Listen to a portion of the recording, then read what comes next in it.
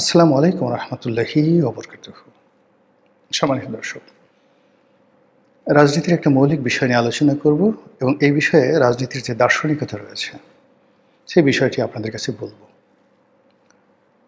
সরকারি যে সিদ্ধান্ত এবং রাষ্ট্রীয় যে সিদ্ধান্ত, সেই সিদ্ধান্তের প্রেক্ষিতে মির্জা ফখরুল ইসলাম আলমগীর সম্প্রতি আওয়ামী লীগ নিয়ে একটি বিবৃতি দিয়েছেন বা বক্তব্য দিয়েছেন।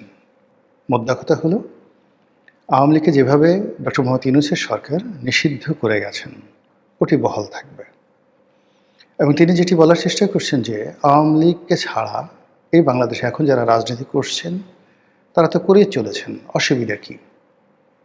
আগামীতে এরাই রাজনীতি করবেন এবং আওয়ামী লীগকে নিয়ে কোনো চিন্তাভাবনা আপাতত নেই। আওয়ামী লীগ যেভাবে নিষিদ্ধ আছে সেভাবেই থাকবে। এটা জনাব মির্জা ফখরুল ইসলাম আলমগীর সাহেবের ব্যক্তিগত সিদ্ধান্ত নয়, ফলে এটা নিয়ে তার সমালোচনা করার বা তাকে কটু কথা বলা বুদ্ধিমানের কাজ নয়। তিনি একটি দলের মহাসচিব, সরকারের গুরুত্বপূর্ণ ব্যক্তি এবং এখন রাষ্ট্রকে প্রতিনিধিত্ব করছেন। সেই দিক থেকে এখানে সেনাবাহিনী, পুলিশ বাহিনী, আমলাতন্ত্র, রাষ্ট্রের যে কৌশলগত বিষয়াদি রয়েছে সেগুলো সহ বিএনপি, জামাত, পার্লামেন্ট, এ সব কিছুর একটা সম্মিলিত যে সিদ্ধান্ত, ইনক্লুডিং মার্কিন ডিপ স্টেট, ভারত, চায়না সহ ডক্টর মোহাম্মদ ইউনূস সরকারের যে সকল কর্মকর্তা ছিলেন তাদের এটি একটা সম্মিলিত সিদ্ধান্ত যে আওয়ামী লীগ এই মুহূর্তে বাংলাদেশের রাজনীতিতে সকলের জন্য বিপত্তির কারণ, ফলে এটা নিয়ে সরকার আর এগোতে চাচ্ছে না। এখন এর ফলে আসলে কি হবে, এটা কি সঠিক কিনা বা বেঠিক কিনা, এটা নিয়ে আলোচনা করব। এই কথা শোনার পর আওয়ামী লীগের যারা লোকজন রয়েছেন তারা সবাই আলহামদুলিল্লাহ বলছেন। সবাই বলার চেষ্টা করছেন যে সরকার আসলে আমাদেরকে অনুমোদন দেয়ার কে? আমরা এদেশের নাগরিক, এদেশের সৃষ্টি, এদেশের কৃষ্টি, এদেশের কালচার, তার সঙ্গে আওয়ামী লীগের সম্পর্ক অস্থি মজ্জার বা রক্ত এবং মাংসের। বাঙালি নামটি যেখানে আছে, বাংলাদেশ নামক রাষ্ট্রটি যেখানে যেখানে আছে, তার প্রতিটি পরতে পরতে আওয়ামী লীগের নাম লেখা আছে, বঙ্গবন্ধুর নাম লেখা আছে, জয় বাংলার নাম লেখা আছে, মুক্তিযুদ্ধের নাম লেখা আছে, মুক্তি যোদ্ধাদের নাম লেখা আছে। কে অনুমোদন দিল আর কে দিল না, কে নিষিদ্ধ করলো আর কে করলো না, এটা নিয়ে আওয়ামী লীগ বা অন্যান্য যারা আছেন তাদের কখনো হীনমন্যতায় ভোগা উচিত নয়। আওয়ামী লীগের যারা ইন্টেলেকচুয়াল তারা এই কথা বলার চেষ্টা করছেন। 2 নম্বর হলো যায়, রাজনীতি কোনো লেভেন চুষ নয়, কোনো চুইংগাম নয়, এটি কোনো দান নয় কিংবা ভিক্ষা নয়। এটি এমন একটা শক্তি, এমন একটা সামর্থ্য যেটি আপনাকে অর্জন করতে হবে, যেটি আপনাকে থাকতে হবে। আপনার মস্তিষ্কের মধ্যে রাজনীতির যে নিউরনগুলো রয়েছে, রাজনৈতিক যে চিন্তাগুলো রয়েছে থাকতে হবে। আপনার হৃদয়ে রাজনীতির যে বিশালতা রয়েছে, রাজার যে ঔদার্য রয়েছে, এটা আপনার হৃদয়ে থাকতে হবে। রাজা হওয়ার জন্য, রাজনীতি করার জন্য যে দৈহিক শক্তি দরকার, পরিশ্রম করা দরকার, যে উদ্দীপনা দরকার, এটা আপনার থাকতে হবে। তারপর আপনার কৌশল জানতে হবে, অভিজ্ঞতা থাকতে হবে, দক্ষতা থাকতে হবে এবং চেষ্টা থাকতে হবে। আর এগুলো যখন থাকে তখন হিমালয়ের উপরেও রাজ্য প্রতিষ্ঠিত করা যায়। আর প্রশান্ত মহাসাগরের অতলান্তে সবচেয়ে বড় যে গিরিখাত মারিয়ানা ট্রেঞ্চ, সেই মারিয়ানা ট্রেঞ্চ এখানেও আপনার রাজনীতি করা যায়। মানুষ, আল্লাহ তাকে এত জ্ঞান দিয়েছেন, সে জ্ঞান দিয়ে সে বাঘ সিংহকে বশীভূত করে।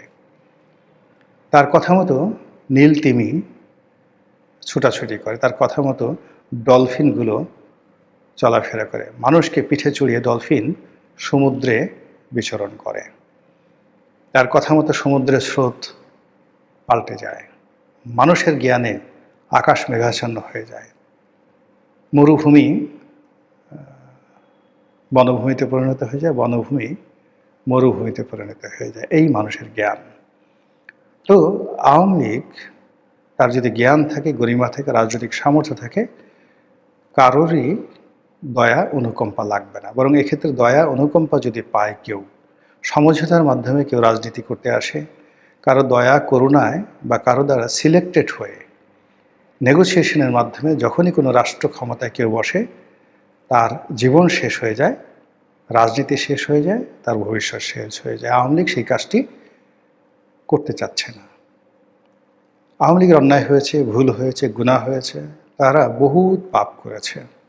তারা চায় যে এই বর্তমান পরিস্থিতিতে তাদের মধ্যে অনুশোচনা জাগ্রত হোক। 2 নম্বর হলো তারা তাদের আপন শক্তিতে ঘুরে দাঁড়াতে চায় তারা। 3 নম্বর হলো তাদের শক্তি এবং সামর্থ্য নিয়ে তারা ফিরে আসতে চায়।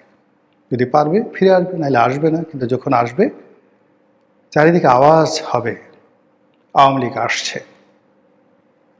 আওয়ামী লীগের যারা প্রতিপক্ষ তারা বুঝবে আওয়ামী লীগ আসছে, আকাশ বাতাস আওয়ামী লীগের গান গাইবে, প্রকৃতি হাসবে।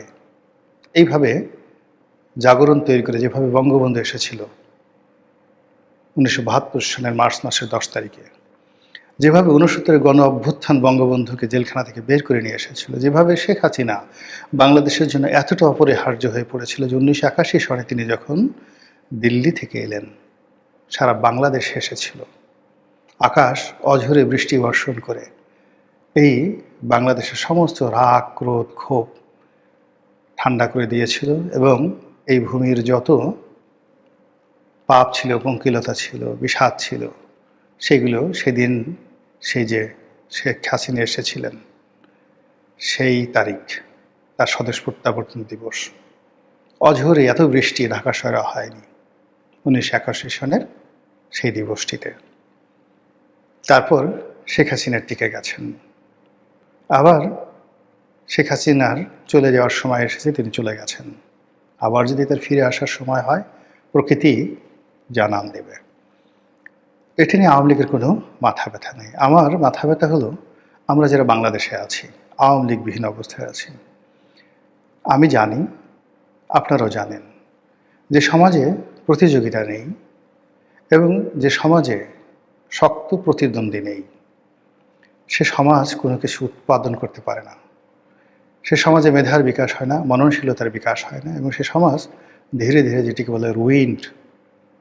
বড় বড় রাজ্য, বড় বড় সাম্রাজ্য প্রতিযোগিতা করতে করতে ক্ষমতার একেবারে শীর্ষস্থানে পৌঁছে গেছে। খ্যাতি, দ্যুতি, অর্থবিত্ত সীমাহীন। আর অমনি তারা প্রতিদ্বন্দ্বী হয়ে বিত্ত বিলাসে একেবারে বিভোর হয়ে যখনই সময় কাটানোর চেষ্টা করেছে, অমনি রাজনৈতিক অভিশাপ, প্রাকৃতিক অভিশাপ এসে সব কিছু 300 বছর, 400 বছর, 500 বছরের যে ডাইনেস্টি তছনছ করে ছেড়ে দিয়েছে। এমনও ঘটনা ঘটেছে, আপনি চিন্তা করুন, পৃথিবীতে উমাইয়া খিলাফত 95 ইয়ার্স, পৃথিবীর 1/3 তারা দখল করে নিয়েছিল উমাইয়ারা, এবং মোহাম্মদ বিন কাসিমের নেতৃত্বে ভারত পর্যন্ত এসেছিল। মুসা বিন নুসাইয়ের নেতৃত্বে উত্তর আফ্রিকা পর্যন্ত চলে গিয়েছিল। এই বংশ যখন মারওয়ান, যখন তাদের শেষ খলিফা ছিলেন মারওয়ান, তাদের শুরুর দিকে একজন মারওয়ান ছিলেন আর শেষের দিকে মারওয়ান। সে মারওয়ানের হাতে শেষ হলো, এবং এখানেই হলো আল্লাহ যেভাবে তৈরি করেন সেভাবে শেষ হয়। এমনভাবে শেষ হলো, পুরো রাজবংশ যারা উমাইয়া বংশের ছিলেন সবাইকে কুটি কুটি করে কাটা হলো, কেবলমাত্র একজনে পুরো বংশের। এই বংশে হয়তো 20,000 লোক ছিল, 30,000 লোক ছিল, সবাই রাজপুরুষ, সবাইকে মেরে ফেলা হলো আবুল আব্বাস আস-সাফফার নেতৃত্বে। আব্বাসীয় যে জাগরণ হলো, বিপ্লব হলো, তার মাধ্যমে উমাইয়াদেরকে সমূলে বিনষ্ট করে দেওয়া হলো। আর একজন মাত্র যুবরাজ সমুদ্র পাড়ি দিয়ে স্পেনে আসতে পেরেছিলেন, তার নাম ছিল আব্দুর রহমান। তো এই প্রতিদ্বন্দ্বিতা না থাকলে এভাবে তৈরি হয়ে যায়। ভারতে একই অবস্থা, মোগল ডাইনেস্টির পতনের পিছনে একই অবস্থা, অটোম্যান ডাইনেস্টির পতনের পিছনে একই অবস্থা। তো সেই দিক থেকে আমাদের যে রাজনীতি, সেই রাজনীতিতে বিএনপির প্রতিদ্বন্দ্বী জামাত নয়, এনসিপি নয়, বিএনপির প্রতিদ্বন্দ্বী আওয়ামী লীগ না থাকলে বিএনপি শেষ হয়ে যাবে, যেভাবে বিএনপিকে দুর্বল করতে গিয়ে আওয়ামী লীগ শেষ হয়ে গেছে। সাম্প্রতিক সময় চায়নাতে অনেকগুলো কোম্পানি তৈরি হয়ে গেছে, যে কোম্পানিগুলোর কোনো প্রতিদ্বন্দ্বী নেই, সারা দুনিয়াতে নেই। একটা কোম্পানির দেখলাম যে তারা তাদের প্রতিদ্বন্দ্বী সৃষ্টি করার জন্য $20 বিলিয়ন, মানে আমাদের যে রিজার্ভ আছে এই মুহূর্তে প্রায় সেই রিজার্ভের সমপর্যায়ে $20 বিলিয়ন, মানে বাংলাদেশি টাকায় প্রায় 2.5 লক্ষ কোটি টাকা তারা বিনিয়োগ করেছে যেন তাদের প্রতিদ্বন্দ্বী তৈরি হয়। বিভিন্ন কোম্পানি তারা তৈরি করেছে, প্রযুক্তি দিচ্ছে যেন বিশ্ব গ্লোবাল মার্কেটে ওই কোম্পানির প্রতিদ্বন্দ্বী তৈরি হয়ে যায়। এই হলো মানে সারভাইভ করার যাকে বলা হয় পদ্ধতি। ইস্ট ইন্ডিয়া কোম্পানির মতো কোম্পানি যারা কোনো প্রতিদ্বন্দ্বী রাখেনি, আজকে ইস্ট ইন্ডিয়া কোম্পানি কোথায়? শত চেষ্টা করে তাদেরকে বাঁচিয়ে রাখা যায়নি। তো এখন এই যে আমাদের রাজনীতিতে যে আওয়ামী লীগ নাই, আওয়ামী লীগবিহীন যে রাজনীতি, এটি বিএনপির জন্য মরণ কাটা হবে, বিএনপির জন্য মানে গলার দড়ি হয়ে যাবে। এর কারণ হলো যে জামাত এবং বিএনপি যদি প্রতিদ্বন্দ্বিতা করে, এক্ষেত্রে বিএনপি ছোট হবে, জামাত বড় হবে। 80 বছরের একটা বৃদ্ধর সঙ্গে আপনি ধরেন 30 বছর বা 20 বছরের একটা তরুণীকে বিয়ে দেন, তরুণী দেখবেন অল্প কয়েকদিনের মধ্যে বুড়ো হয়ে গেছে। আবার 60 বছর বা 80 বছরের একটা বুড়ির সঙ্গে 20 বছরের একটা যুবকের বিয়ে দেন, ও যুবক একইভাবে বৃদ্ধ হয়ে যাবে। আমাদের গ্রাম অঞ্চলে দেখবেন যে সকল বুল ফাইট হয়, ষাঁড়ের লড়াই হয়, ষাঁড় তার নিজের গ্রামের বাইরে গিয়ে মাতব্বরি করতে পারে না, অন্য গ্রামে গিয়ে যখনই তাকে ফাইটে নিয়ে যাওয়া হয় সে পরাজিত হয়ে আসে। ওর একটা নির্দিষ্ট জায়গা আছে, অধিক ক্ষেত্র আছে। দ্বিতীয়ত হলো যে ওর একটা প্রতিদ্বন্দ্বী রয়েছে, ও সমপর্যায়ের প্রতিদ্বন্দ্বী না হলে সে ফাইট করতে পারে না। তার চেয়ে যে বড় তার সাথে ফাইট করতে পারে না, তার চেয়ে যে ছোট তার সাথেও ফাইট করতে পারে না, এবং একটা সময় তাকে কুরবানির পশু হয়ে যেতে হয়। তো সেই দিক থেকে বাংলাদেশে ধরেন মুসলিম লীগ এত বড় হয়ে গেল, তার সঙ্গে ফাইট করার কোনো শক্তি ছিল না। পরবর্তীতে দেখা গেল যে যুক্ত ফ্রন্টের অধীনে ছোট ছোট রাজনৈতিক দল, যেভাবে আজকে জামাতের 11 দল হয়েছে, যুক্ত ফ্রন্টটা ঠিক ওই রকমই ছিল। শুধুমাত্র সেখানে একজন বয়োবৃদ্ধ যে মানুষ আনা হয়েছিল, শেরেবাংলা একটা ফজলুল হক, এবার যদি 11 দলে ডক্টর কামাল হোসেনকে নেওয়া হতো তাহলে পরিস্থিতিটা ঠিক ওই 54 যুক্ত ফ্রন্টের মতোই হতো। তো সেই যুক্ত ফ্রন্টের কাছে মুসলিম লীগকে পরাজিত হতে হয়েছিল। তো এই কারণে হয় কি, সারা দুনিয়াতেই রাজনৈতিক দলগুলো নিজেদের স্বার্থে তাদের প্রতিদ্বন্দ্বীকে তারা বাঁচিয়ে রাখে। সরকারি দল নিজেদের স্বার্থে বিরোধী দলকে শক্তিশালী করে, বিরোধী দলকে মন্ত্রীর মর্যাদা দেয়, বিরোধী দলের হাতে ক্ষমতা দিয়ে দেয়, বিরোধী দল ইচ্ছামতো পার্লামেন্টে দাঁড়িয়ে গালাগালি করে, অকথ্য ভাষায় অশ্লীল অশ্রাব্য ভাষায় গালাগালি করে, আর সরকারি দল শুনে উত্তেজিত হয়, জবাব দেয়, আর মানুষ তালি দেয়। এটাই গণতন্ত্রের সৌন্দর্য। এখন বিএনপি এনসিপির কাছে গালি খাবে, বিএনপি জামাতের কাছে গালি খাবে, গালি খেতে খেতে খেতে খেতে জামাত এবং এনসিপি তারা আগামীতে সরকার গঠনের পর্যায়ে চলে যাবে, আর বিএনপি ধীরে ধীরে রুইন্ড হবে, এবং এটা খুব অল্প সময় লাগবে। যদি শক্ত প্রতিদ্বন্দ্বী না থাকে বিএনপির জন্য, আজকের এই ভিডিওর মাধ্যমে বললাম, আগামী 24 মাস নয়, আগামী 12 মাস টিকে থাকা সত্যিকার অর্থে তাদের জন্য একটা দায় হবে, লায়াবিলিটিস হয়ে যাবে। এই দায় এবং লায়াবিলিটিস নিয়ে বলতে গেলে আরও বিরাট বিবৃত হবে। শুধু বললাম যে আগামী 12 মাস যদি তাদের শক্ত প্রতিদ্বন্দ্বী না থাকে, মাঠে ঘাটে ময়দানে যদি সব জায়গা থেকে শুধুমাত্র জামাত এবং এনসিপির সঙ্গে তাদের প্রতিদ্বন্দ্বিতা করতে হয়। আজকে নাসিরউদ্দিন পাটোয়ারির সাথে প্রতিযোগিতা করতে গিয়ে মির্জা আব্বাসের যে অবস্থা হয়েছে, একই অবস্থা তার হবে, মানে বিএনপির হবে। আজ জনাব তারেক রহমান সাহেবের সঙ্গে, আম জনতা পার্টির সভাপতি তারেক রহমান সাহেবের সঙ্গে ফাইট করতে গিয়ে যেভাবে জামাতের সভাপতি ডক্টর শফিকুর রহমানকে উঠতে বসতে নাজেহাল হতে হচ্ছে, এবং যেভাবে তিনি অপমানিত লাঞ্ছিত হচ্ছেন তাকেও খুব দ্রুত হাসপাতালে ভর্তি করাতে হবে এই মির্জা আব্বাসের মতো। এটা হলো অসম প্রতিযোগিতা। আবার ধরুন, এখন জনাব তারেক রহমান নামে দুজন লোক আছেন, আমজনতা পার্টির সভাপতি তারেক রহমান আর বিএনপির সভাপতি তারেক রহমান। মানুষজন এখন জিজ্ঞাসা করে কোন তারেক।